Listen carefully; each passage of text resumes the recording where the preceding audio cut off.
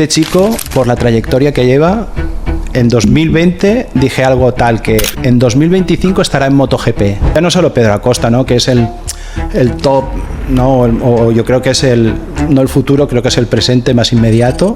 En motociclismo se han cometido auténticas burradas. Luchando por puntuar en el europeo, prácticamente pusieron en jaque el patrimonio familiar para que el chaval acabara puntuando y creo que llegó a conseguir un punto en el mundial.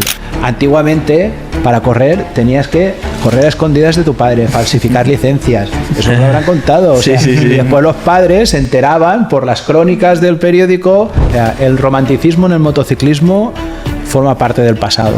Hoy en día es un deporte profesionalizado, es un negocio. Porque ¿cuántos pilotos llegas a tener más o menos controlados?